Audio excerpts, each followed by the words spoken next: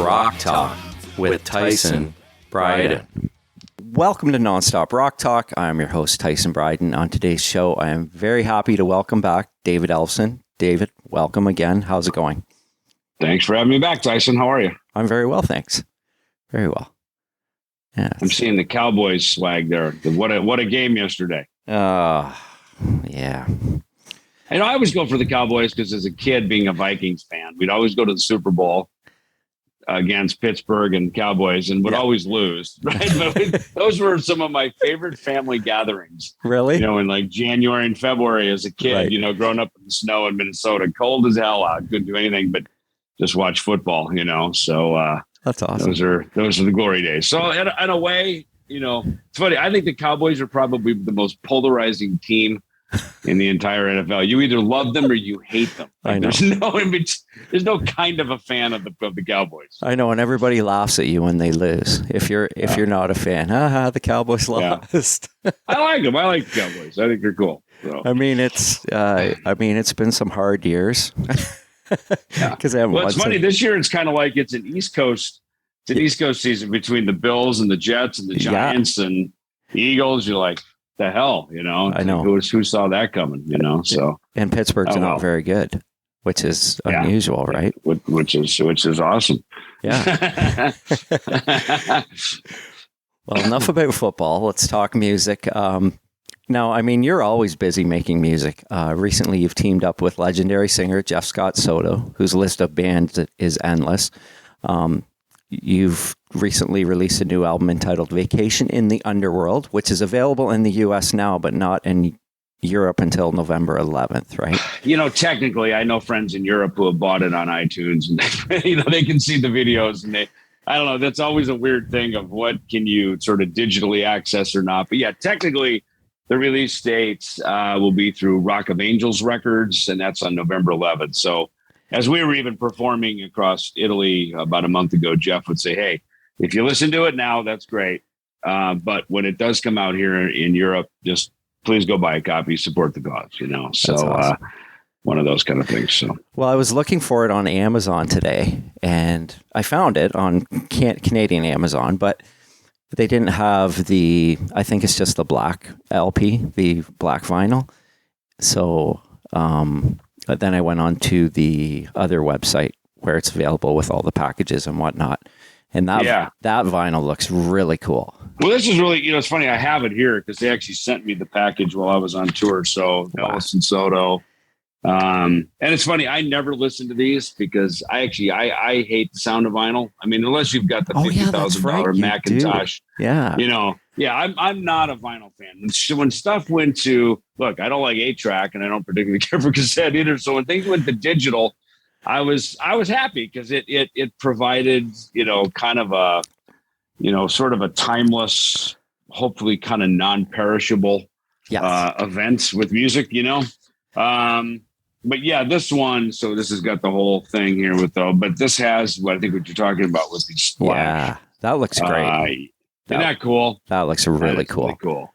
Yeah. So this was, Rat Pack did just an incredible job. I mean, as a metal guy, you know, who grew up in this world where, you know, everything is about all these different formats and packages. And, you know, like this one comes with, you know, a download card, a guitar pick, a jean jacket patch. I mean, you know, it's the whole package. It's what a thrashing metalhead would like, even though it's not a thrashing metal record. It's more of a power metal record, but it has everything that a metal fan would certainly want. And it's not that expensive either. It's like $29.95, which I thought was fantastic. Fine. Yeah, you can't buy anything at Target for $29.95. No, exactly. I mean, when I factor in the shipping to Canada, it'll probably double the price, and then you put in the exchange. But still, that's still a great deal. Yeah, no, he really did it right, you know, and he held it back. You know,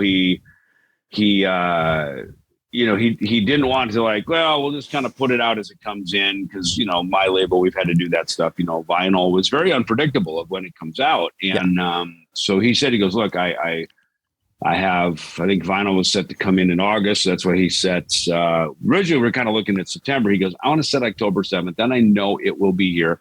I want to ship it once, you know, not only for him, but for the customer, like when you order something, it's nice when it all shows up at once, especially something like this, that's a package. You want it to be as a bundle and have it there. So, he did the right thing. I got to tell you, I've been sitting on this record for over a year. Wow. I mean, it's been killing me, man. It's like waiting for Santa Claus. It's like, please, can we put this record out? Well, I was going to ask you that, of when this all came together, because all of a sudden there it was. Well, it started really as far back as probably January 2021. I was looking to start making another Ellefson solo record. I was considering what the vocal sound would be. And there's a few suitors that, Todd Latore. Todd Latore is a friend of mine, Queensryche, and of course he's on Rat Pack. Yeah. So, just a few names came up, and Todd's busy, obviously, doing stuff. And, but one of my favorites who I've always wanted to do something with is Jeff Scott Soto. Just as a friend, I know him, as a fan of his work, as just an awesome, cool dude who just strikes me as a guy who would be easy to work with. And so he, my guitar player, Andy, I had there's a bonus track called Writing on the Wall. And, I'd already kind of demoed up the vocal on it, but I knew I wasn't the right sound for it to commercially release it. So Andy goes, dude, just call Jeff. He's your friend. You like the guy. Just throw it over to him. So I did. I called him up and I offered him some money. I said, like, I don't want to take advantage of your services. Can I flip you a couple of bucks? He goes, no problem. So he sent it back like in an hour. I was like, holy hell, dude. Like, wow. Just freaking nailed it. Harmonies, all the stuff. It was just like, that's wow, crazy. Okay.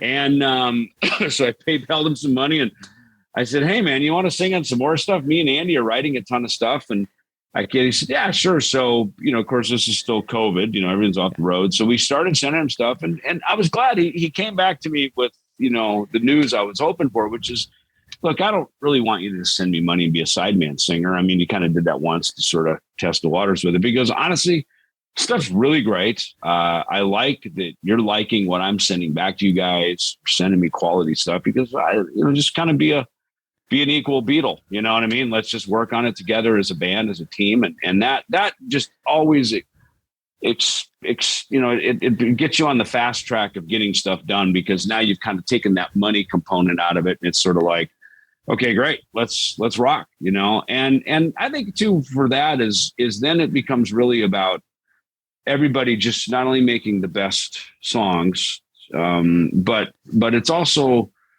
Jeff, I think you appreciate it. Like every time you'd send some back, me and Andy were like, Wayne's World. We're like, dude, this is awesome. Like we were just, and he's like, wow. He goes, this is so easy. He goes, lots of times when he sings for people under contract or whatever, they're like, well, can you change the chorus? And maybe I kind of hear this part going up here, going down here, and there's some particular things about it. So I think us creating together allowed us to create our own sound together. And, it wasn't me or Andy, somebody sitting off in the corner trying to be Mozart and tell everybody what to do. It was like, man, let's do what we always did when we were kids in bands. Let's make the sound together. And I think as a result of it, you hear that on the record. Yeah. There's a real natural, organic, everybody's bringing their A game to the table. We're making something that's super fun.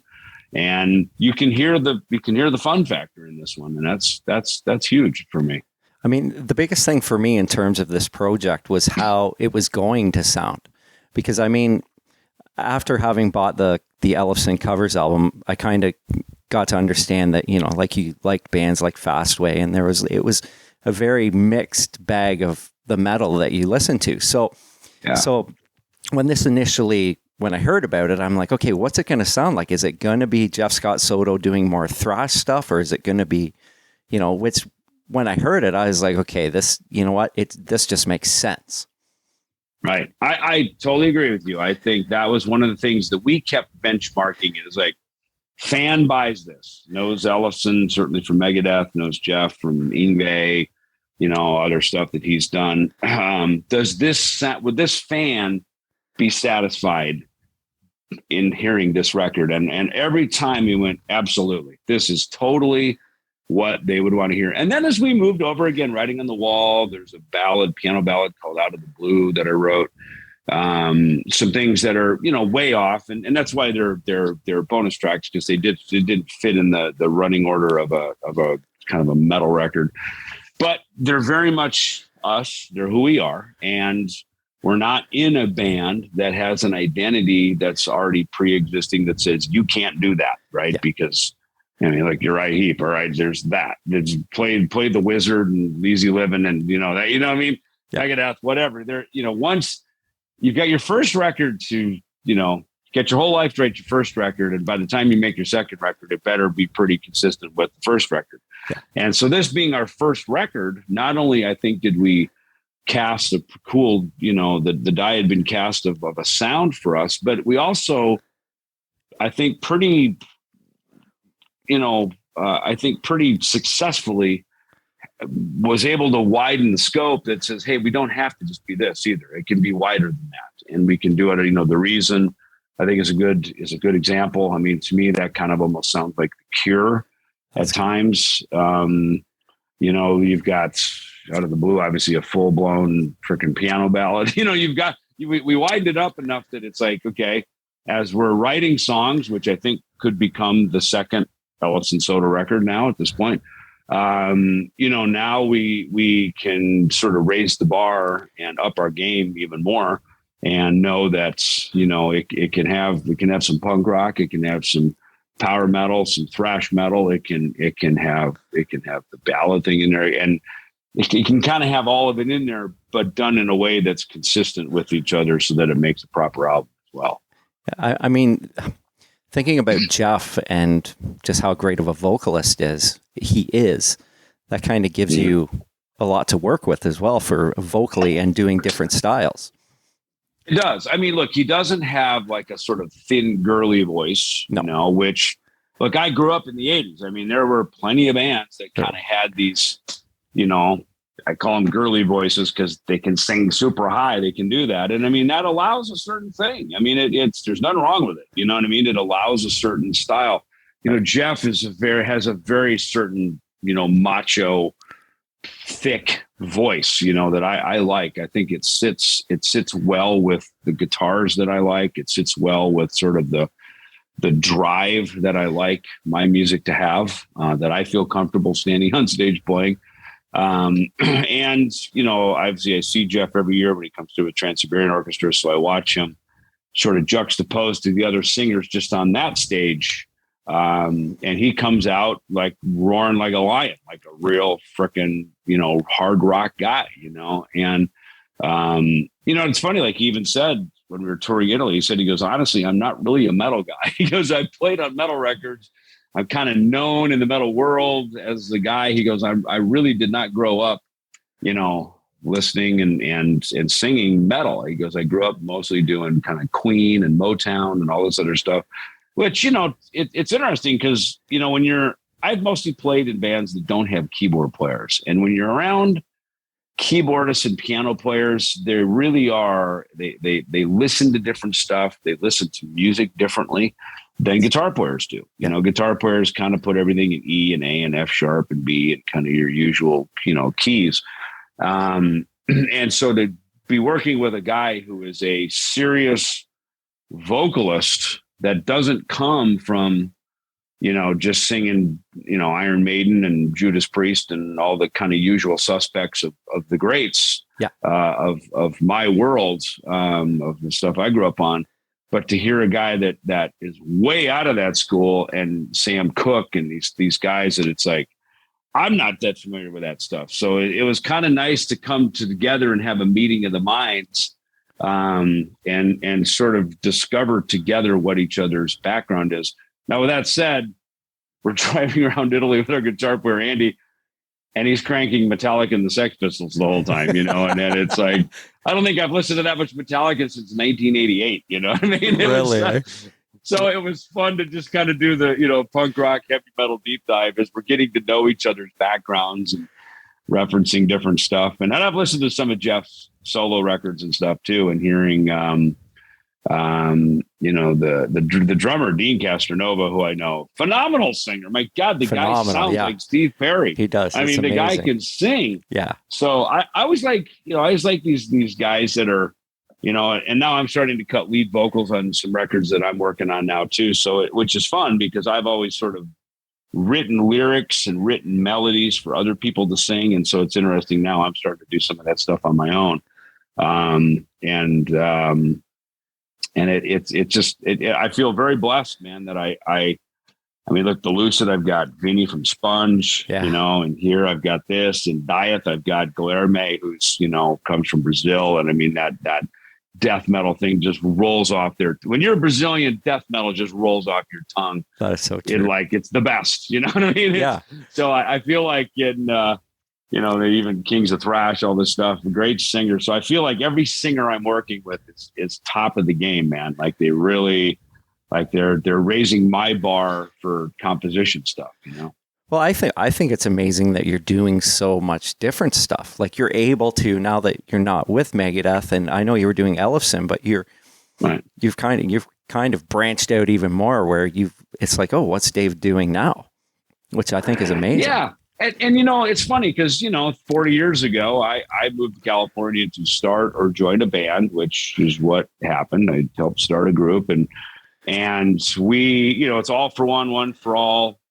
I love Jason Newsted said it best, the fist packs a more powerful punch than just four fingers. You know what I mean? That's a good point. And I love that. That was a good analogy. That was it. But, bands go in all kinds of different ways, and you're right. I mean, I think at this point in my life, take all those experiences and to just kind of be, and quite honestly, they call to me. It's not like I'm out searching for things. The phone rings or, an email shows up. Hey, do you want to be part of this? And as I do them, I'm going, man, this has got something here. This is cool. I mean, just like how me and Jeff formed our thing here, it just formed very organically. I couldn't have forced it to happen any other way. It wouldn't have happened in 2017. It happened to happen in 2021 and 2022. So there's just sometimes the universe sort of lines things up, to happen at certain moments in time. And I think the key to it is just get on the horse and go, man, and see where it takes you. That's amazing. And you know what? It's funny. You mentioned Uriah Heep and Easy Living. I was listening to Wasp today, Inside the Electric Circus, and they did a cover of that song. And I was like, who did this song? I can't remember who did it. And then sure enough, you come there with it. Yeah, I was like, okay, yeah, right. The universe provided the answer. It did. And it's funny, Blackie's one of those guys, I don't need no doctor. Humble Pie, I remember on the Rock and Roll Marathon tour, which was Frank Marino, Mahogany Rush, Humble Pie, Angel.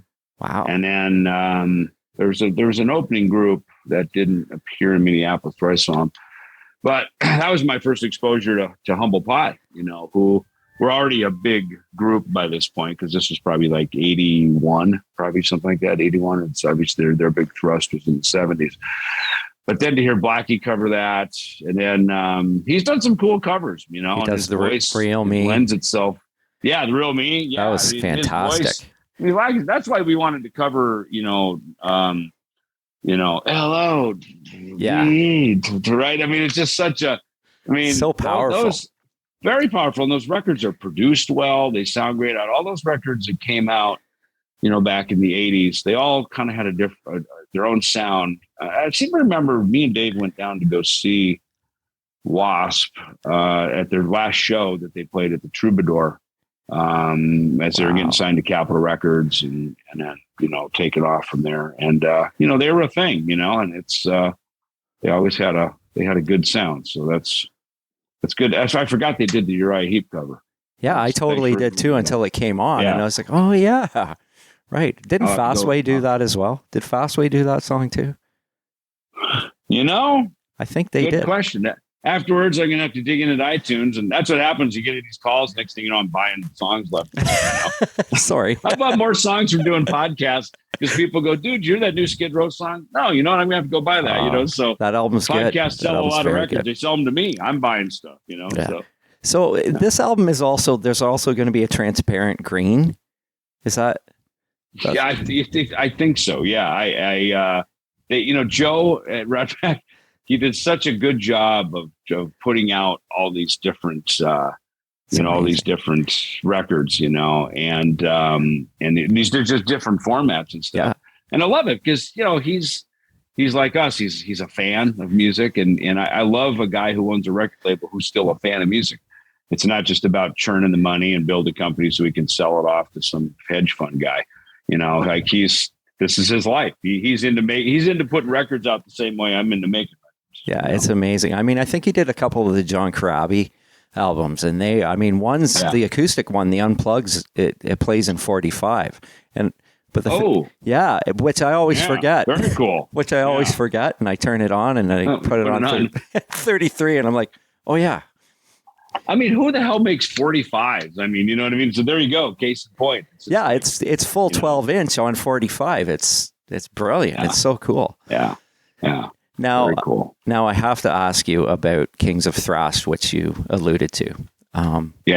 Which I think is amazing. For those that may not know, you teamed up with former Megadeth guitarist Chris Poland and Jeff Young. You just did 4 shows last week, I believe. Yep, we did. Yeah. Tell me about playing with those two again after so many years, I guess it would be. I've been the guy who's remained friends with everybody. Maybe it's my Minnesota upbringing. It's like keep all doors open, don't close doors. I've always been the ambassador pretty much around that campus. So I've been friends with them. Jeff and I had really reconnected earlier this year when we started filming the Nick Menza documentary. Right. This is my life story, Nick Menza. So that's how we reconnected. And it's funny, we're sitting at the Rainbow having dinner, which is so funny because that's kind of a hang now at the Rainbow. And back in the day, it used to be where all of us went. Yeah. When we go off tour, that's where you found a girlfriend, so you'd have a place to live until the next tour started. You know what I mean? So it's like, it was the rock hang, it was the spot. It's infamous. And, yeah, for sure. And so we were there and he started telling me, he goes, dude, remember the riff? I had these 2 riffs on the So Far So Good So What tour. And he started humming them to me. And I go, dude, I totally remember those riffs. I mean, they came right back. Jeff and I would room together a lot. On that tour, we couldn't afford separate hotel rooms. Yeah. So band and crew sometimes would team up. And so I spent a lot of time with Jeff. We'd play a lot of guitar together. I learned a lot from Jeff. He's a fantastic trained musician. And so it was just fun to connect. And I was like, God, we should go in and write. So we went in the studio and we actually wrote 4 tracks together. And kind of 2 that he brought in, 2 that I brought in. And so we're now that one song, we've got our new drummer, Fred, we have him, he laid drums down on it. And so the goal now is to finish that track up now that we did this tour this last week. And Chris, I've remained friends with. I've been good buddies with him over the years. So for us to come together, it's funny. I actually called Chris last fall. I said, dude, we should go out and play Killing Is My Business at B-Cells. And I said, the fans are never going to hear these songs again, man. Yeah. I'm telling you, this is the only way they're going to hear it. And he goes, okay, that sounds cool. He called me back like an hour later. He goes, I was thinking, there's no way I can do that. I got too much going on and I got making an home record and this and that. And I said, well, we'll take it slow. We'll see how it goes. Some or part of it, we'll figure it out, whatever. So we just kind of let it drift, But, the idea really, when I was at a horror convention back in New Jersey, Chiller Theater, man, fans were coming to me and they were just bringing me Killing Is My Business records in droves. And about 5 years ago, I brought it up to the band. I said, man, we got to play this record. One night only in Chicago at the Metro, where it's just probably the only venue that's still open from back when we did the tour. I said, we got to do this, man. It got championed a bit, and then it just kind of went on deaf ears, and nothing happened with it. And so, to me, this has been a passion of mine for a few years. This didn't just come up, over Christmas. I mean, this has been kind of percolating around in my mind, and So Far So Good So What is this other record that I was like, obviously, rest in peace, and Peace Sells. Those records have been celebrated, but there's these oddities that lie in between them, and especially those 2. So, when Jeff and I reconnected, I go, dude, we got to go do this. Like this, we really need to do it. And we'll bring Chris out and to be our guest, because he didn't play on all of Killing Is My Business. He played some solos. He did some bit parts. He was brand new in the group. He literally had just joined the band when we signed the deal and cut the record. So,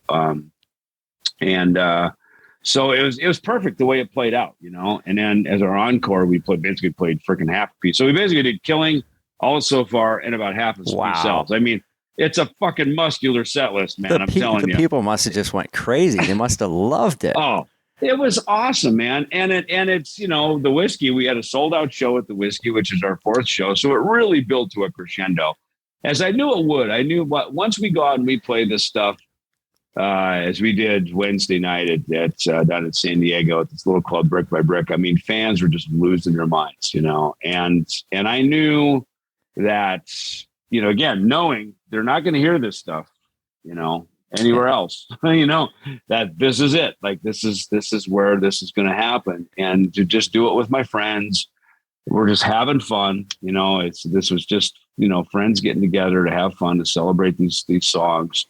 And then bringing in our singer Chaz, who plays in a Megadeth tribute band. Ironically, that's why he's so really good at okay. That's cool. He totally gets it. And he knows all these parts. I mean, he can sing good. He's got it, you know. And he also sings in the Soundgarden tribute band. That's why he's got an incredible presence to his voice. He's got great power, you know. Yeah. And he's just a great guy. He's a fan. He's a metalhead. He fucking loves it. I mean, he lives for this shit, you know. So love it. And our drummer Fred, I mean, God, what a find. I mean, this guy just, you know, a great drummer just makes everything better, you know, makes everything easier. And especially this music, you know, this requires a youthful bombast and approach to it. You know, it requires someone who's willing to get in the hot seat and, you know, go up against Gar Samuelson and you know, and Chuck Beeler and, you know, the 80s when the bar was at its highest of like, you know, we ain't fucking around here. Like, this is do or die. Yeah. So Fred, man, I just look back at him. He just drives the bus, man. He's from Peru. So he's got this kind of Latin American fucking spirit about him that's perfect for metal music. Yeah. So it all just came together, man. It just fell in our lap. And it was like, you know, let's just go do it. You know, let's just go out and rock it. So everybody was excited. And, you know, so now, you know, now the phone's ringing, you know, people, because at first it was like, okay, Thrash, what is it? What are you guys doing again? And now once they see it, the content's out of the internet, everybody, you know, can see like, oh yeah, I totally get it. Like, this is 1985 all over again, you know. So, I want to see it.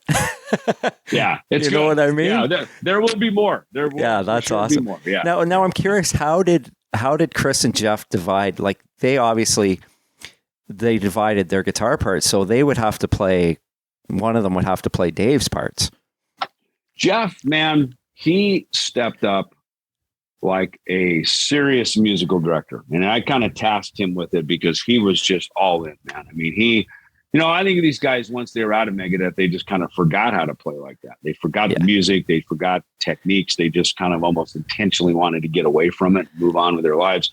So for both Chris and Jeff to come back and dig deep down into it, knowing how much work it is to go there, with all that it's a super physical gig, man. And so, you know, Jeff, he really stepped up. I mean, he'd be sending me videos, dude, I nailed this part. It's at the World of Fire. I got the thing 502, and you know, playing Dave's parts. Yeah. And he had, you know, he's got the ability to do it. He's got the ears for it. And so he really spent the time on it. And, like I said, fortunately, Chaz, our singer and also guitar player, I mean, in his tribute band, he plays the Dave part. So he's a good player. I mean, he's really got good. You can just tell when a guy touches the guitar how clean the notes are. It's like, man, he can play. You know, in fact, we could probably give him more stuff to play. That's amazing. Because he's and when he goes into some of the solos, I mean, I sometimes look over and go, wow, dude, that sounds just like Dave playing that. You know what I mean? That's so cool. And I think if I was going to be a guy to benchmark it, it would be me. You know what I mean? Yeah. And it's just like, yeah, dude, you're nailing it, you know? So again, it's just meant to be a celebration of these songs of an era that, you know, clearly not just fans our age, but a lot of young fans want to come out and see this, man. That's cool. I saw a lot of parents bringing their kids, dads with their sons out, you know, awesome, rocking. man. That's so awesome. It's just yeah, their teenage sons coming out with their pops, going, yeah, dad's pretty cool after all, I'd let you come to the fucking Kings of Thrash gig and hear the old school in there, mosh pits and the whole nine, dude. It was really, it was a thing. It was cool. It's so funny because my dad would have never been the guy taking me to the thrash concert. No, not my dad either. Not my dad either. Yeah, that's why, it's fun to see. I remember I would go to see Iron Maiden. Right before I went back to Megadeth in 2010, they came through town. And I remember there was a dad and literally like 4 or 5 sons, like in like symmetrical order, right? From tallest to shortest. And they all had their Maiden shirts on. And I was like, that's what a beautiful family photo, Yeah. And then, then I got to see it over the last dozen years or so, even in Megadeth, the young fans up front who, probably just got their shirt at Hot Topic, because that's kind of their Achilles or whatever. That's their frame of reference. And then, the older fans in the back and up in the, the rafters. But, it changes over every few years. This next generation comes up, and that's what we got to see with Kings of Thrash, man, is there's not only, the old guard going, yeah, man, I want to go back to my roots. But, to see these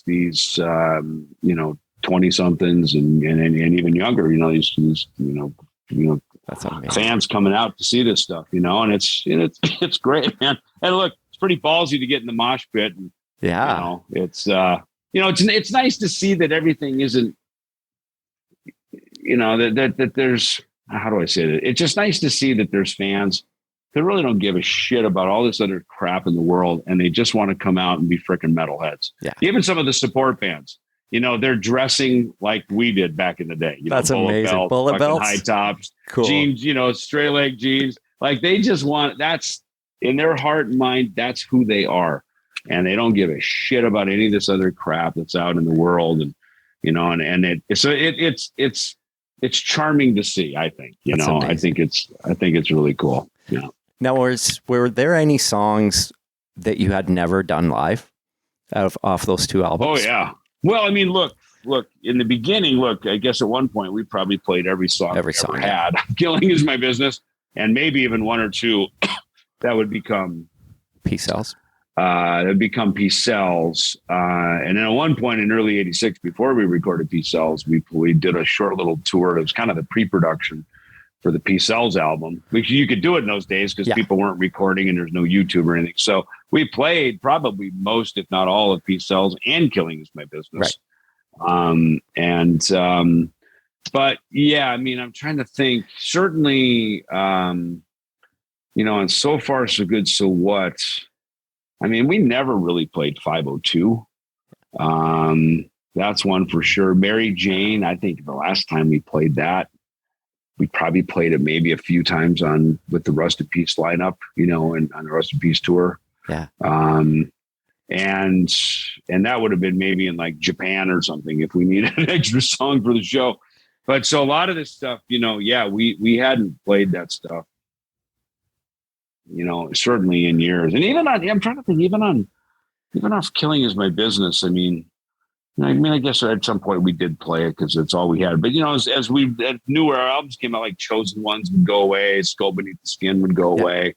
Rattlehead and Mechanics would kind of stay in the set. But, a lot of the deep cuts, man, they went away. And people looking down the cross, shit, we haven't played that. Jeff seemed to remember that we did play that on the So Far So Good, So What tour. So, but that I don't remember ever playing it past that. So, again, we're talking 30, 35 years since a lot of these, especially the set list we just played. It's been that long since these songs have ever even been performed. I love it. And I'm glad that you did that. Like you said, it's for, for the fans, man, that's amazing. And I just recently read the Rust in Peace book. And there was a lot of stuff leading up to Rust in Peace with Jeff in that book that there was stuff that I had no idea of. And in terms of recording Rust in Peace and how Dave wasn't there for a portion of it. And it was a good read. Half of it. Yeah. Half of it he wasn't there for. Yeah, right. Which was very surprising to me because you always assume, Megadeth's his thing. And it's like, wow, he wasn't there. There was a lot of other people piloting the ship along the way, trust me. You know what I mean? And I think that became very clear, in the Rust in Peace book that's, I mean, look, me, Nick, and Mike Klink, we cut all the basic tracks, and I, for the most part was always, like when Dave wasn't there, I was the leader de facto, just by default. It's like, who's going to pick up the slack? Well, I will, what I mean? And that was in its best scenario, real partnership, of trusting and relying on each other. And, that's, we could do that. But, those roles, or those dynamics, I should say, certainly shifted, especially after, the World Needs a Hero and the band broke up and was put back together again. Those roles were clearly, it was not going to be like that anymore, and that made it it's made it more challenging. So it is what it is. It's sort of like, hey, you can do it his way on his terms or you're out. And that's, look, it is what it is, no judgment. It is what it is. So it's, but, I think that was one of the funnest things about what we just did is just, again, newfound friendships, rekindled friendships, maybe is a better word. I say newfound because between Jeff and Chris, look, Jeff replaced Chris. So they really weren't friends, what I mean? Right. Exactly. Friends, yeah. You know what I mean? And now they're like a guitar team together, That's amazing. And they're such guitar nerds. I mean, these guys are like into like which cable sounds better. They're Eric Johnson level shit, right? Of like tone nerds. And it's funny. It's great because it isn't just let's just plug into some electronic box, send it to the house, and we'll just use our in-ears and play. I mean, these guys are deep down into the, which 12-inch speaker sounds better than the other one and which tubes are in your head. I mean, these guys are fucking engineers, these guys, it's so cool to see. And you can hear it, you can hear that the attention that they spend to their performances, learning something, playing it, the gear, everything about it, man. I mean, it's a lost art in today's digital world where people are that geeked out about their tone. And I mean, Jeff and Chris, they are way deep in that world. And it's fun, man. It's cool that it isn't just about shredding a million notes. I mean, especially you hear that with Chris, man. I mean, Chris is a guy that guy can hit one note on a guitar and everybody's heads turn and you go, who the hell is that? Yeah. That is amazing. I mean, one note can change your freaking hairs on your arm, and he's only gotten better with time, man. I mean, he's just being around Chris, you realize you are in a room with a real legend. That's amazing. And I've made records with the guy, what I mean? And I'm standing going, he's on the level of Jeff Beck, Eric Clapton, Holdsworth, Van Halen. I mean, he's on that level. I mean, it's just fucking incredible. That's amazing. Yeah. Well, David, as always, it's a pleasure to speak with you. But before I let you go, is there anything I haven't touched on in terms of your musical endeavors you'd like to speak about? I think you covered it, man. I mean, like I said, it's a journey, and, I think the best is yet to come. You know what I mean? It's like, awesome. I feel like I've got my own big four, between the Lucid and Dieth and Kings of Thrash and, Ellefson Soto. It's kind of like I've got my sort of four corners of my, of my area 51 here, and, so it's, and I'm really happy. It's kind of the way, I guess it's just the way it's supposed to be right now, I'm having fun with everybody. We all love and support each other, and it's a real brotherhood, and you can hear it in the music, man. The music reflects where our hearts and our friendships are at. Now, one more thing, will there be another book? Remember last time we spoke about the chronicles of, was it Sledge? Oh yeah. It's funny. I have another one written, and me and Drew, then we got so busy with the Lucid this last year that we kind of let it go. But we have another one ready to go. And I can't wait. Cool. Because I love the last one. It's so fun writing those. They're so good. Partly, you can kind of, again, I always reference Stephen King or John Grisham. They kind of reference, especially Grisham. He makes these legal books. He kind of knows what he's talking about when he pulls some of this legal vernacular in. But then he writes a whole fictitious story, so it's kind of the same thing. So, look, there's, it's been so great to just be deep into music right now. But then they go through these seasons where the typewriter, the computer comes out and suddenly literary happens, Yeah. Well, that's amazing. Okay. Well, thanks so much, Dave. And yep, you're welcome, man. I'm sure we will talk again. Awesome. Okay, cool. Okay, Thanks, man. Tyson. Thanks. See you, buddy. Bye. See ya.